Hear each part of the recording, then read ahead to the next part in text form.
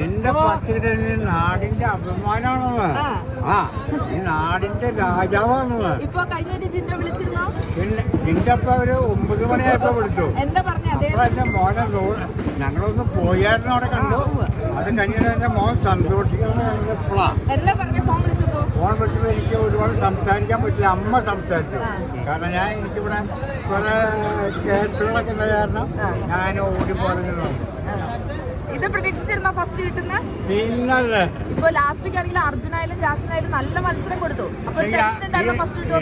നമ്മൾ വിചാരിച്ച സെക്കൻഡ് ജാസ്മിക്കാണ്, പക്ഷെ അത് അർജുനായിപ്പോയി. അതാ കൊച്ചിന്റെ 2 ദിവസത്തെ പരിപാടിയോടുകൂടി ആൾക്കാരൊക്കെ കണ്ടു മനസ്സിലാക്കി. പരിപാടിയോട് എന്താ കാണിച്ചു കൂട്ടിയേ, അത്ര വോട്ട് പോയില്ല ആ കൊച്ചിന്റെ. ജാസ്മിൻ നല്ലൊരു മത്സരാർത്ഥിയായിരുന്നു. എന്റെ മോന്റെ ഏറ്റവും വലിയ ശത്രുവായിരുന്നു. അപ്പൊ അതിന് കാരണം ഇതാണ് അവര് തീർച്ചയായിട്ടും ലോകം മുഴുവൻ എല്ലാവരും പറയുന്നുണ്ട്. അവിടെ ഗബ്രി വന്നപ്പോ കാണിച്ചു കൂട്ടിയ കോലങ്ങള് ജനങ്ങളൊക്കെ ഇതൊക്കെ കണ്ടു. അപ്പൊ ഇവര് രണ്ടുപേരും ജാസ്മിന് ഇൻഡോ അതായിരുന്നു മനുഷ്യരുടെ ഫസ്റ്റ് സെക്കൻഡോ, അതൊന്നും മാറിപ്പോയില്ല. ഇപ്പൊ ജിൻഡോനോട് ഒരുപാട് പേര് ദേഷ്യപ്പെട്ടിട്ടുണ്ട്, കലഹിച്ചിട്ടുണ്ട്. അവരോടൊപ്പം ഒരു ദേഷ്യപ്പെട്ടോ? സന്തോഷമുള്ളൂ. അവര് ആർക്കാണ് ഫസ്റ്റ് കിട്ടിയല്ലേ? പിന്നല്ല, ജാസ്മിൻ ഒരു എതിരാളി തന്നെ ആയിരുന്നോ ജിൻഡോയ്ക്ക്? ആ ജാസ്മിൻ എന്ന് പറഞ്ഞിട്ടുണ്ടെങ്കിൽ ജിൻഡോയുടെ എതിരാളിയായിരുന്നു. ഞങ്ങൾക്ക് പേര് ജാസ്മിനായിരുന്നു. പക്ഷെ ലാസ്റ്റ് ആയപ്പോ അവര് നല്ല ഫ്രണ്ട്സ് ആയല്ലോ. ലാസ്റ്റ് ഫ്രണ്ട്സ് ആയി, തലച്ചൊറിയിലും ഇതൊക്കെ ഒരുപാട് പരിപാടി ഉണ്ടായിരുന്നു.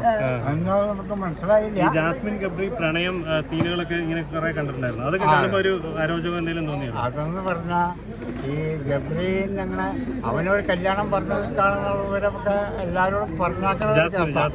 ആ എന്താന്ന് നമുക്ക് അറിയില്ലോ. ഇവിടെ കല്യാണം പറഞ്ഞു വെച്ചാണ് ചെറുക്കൻ അവൻ കെട്ടറില്ലാന്നും പറഞ്ഞു ഒഴിവായി എന്നും പറഞ്ഞു ജാസ്മിന്. അതൊക്കെ നമ്മൾ കാണണേ. സ്വീകരണമാണോന്നാ നെടുമ്പാശ്ശേരി തൊട്ട് കാലടി തൊട്ട് മാണിക്കകലം തൊട്ട് സ്വീകരണം. ഈ തുടക്കം തൊട്ട് കുറെ പേര് അവിടെയുള്ള മത്സരാർത്ഥികൾ മുഴുവനും വിളിച്ചു മണ്ടന്ന്. ഇപ്പൊ മറുപടി രാജാവായിട്ട് വന്നില്ലേ? മണ്ണിനുള്ള രാജാവായിട്ടാണ് തിരിച്ചു മാണിക്കല്ലേ?